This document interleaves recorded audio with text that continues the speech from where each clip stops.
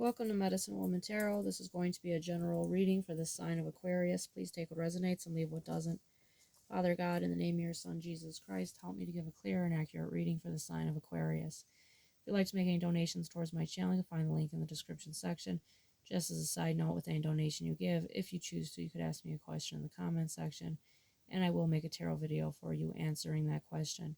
I want to apologize in advance for any background noise you may hear due to the dog snoring. Alright, I scurried the pink gem for you today, Aquarius, before starting the video, and the image that showed up was two cherubs, and it looked a lot like that painting. I don't know if you've ever seen it with the two cherubs that are, one's like got its hands under its chin like it's thinking, and the other one's kind of resting on its arms. And then that angel changed where it was a little girl with curly dark hair, and she was praying, and she was wearing a white nightgown, and it looked like she had a little stuffed rabbit under her, or that she was holding. Then there was a little boy that appeared next to her. For a minute, like her head was resting against like a buffalo, but it wouldn't come in clearly enough to actually say it was a buffalo, just kind of a first instinct I was getting.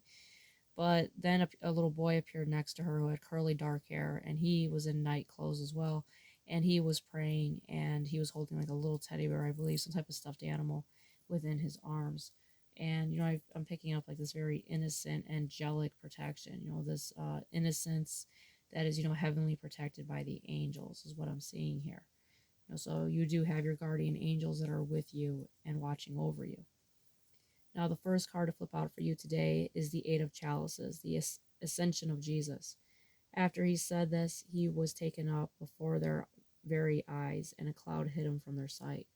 So it's this beautiful card coming out of Jesus, his resurrection and him returning to heaven.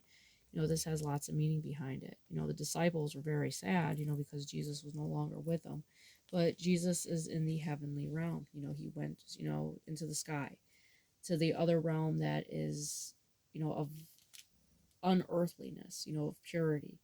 And it seems, heartbreaking, when they're not with us, when God is not with us, and, when we are, in mourning, it's letting us know that heaven is really not that far away, even though it could very deeply at times seem that way. It's letting you know that heaven is just, beyond the veil, like beyond the cloud. It's not very far. How I try to interpret it is, at the very core of the earth is lava, which is hell. And the middle ground of us all being here on earth is like purgatory, because we suffer, we toil, we labor, we feel agony and sorrow, but we still are able to have a connection to God, so it's not fully hell. There's still this divine connection to the heavenly realm, and heaven is the skies, going beyond the veil. We're in the heavenly realm.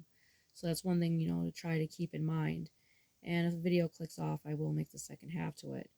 Now, the Eight of Chalices also represents embarking on a spiritual journey, leaving behind the familiar, seeking deeper meaning, transitioning into a new phase of growth, change, and personal transformation. So that's a beautiful card that is coming out for you. Now, the next card out for you is the World card. The World card represents the completion of a cycle. So this represents everything coming around full circle here. This is the ending of one situation and entering into another. So, for example, when one door closes, another opens. Next card out for you is the High Priestess. With the High Priestess coming out, this is letting you know to rely on your intuition, your first instinct. Pay attention to symbols, synchronicities, music. Pay attention to your dreams, animals, all these things. God is communicating to you and sending messages. Now the next card out for you is the Bible verse, be joyful in hope, patient in affliction, faithful in prayer. So it's letting you know to hold on to your divine connection to God, even during times of sorrow. Because I do feel like you're going through a difficult time, because you have Alice in a sea of tears, cast away out of your depth, feeling abandoned. So you're feeling lots of sadness possibly here. Take it how it resonates, but God is letting you know he is with you, and that everything is going to eventually get better, and your angelic angels are there protecting you along the way. Now the next card out for you is Black Kohash Darkness, but we'll get into more depth in this and what it represents in the second half of the reading. See you in the next one.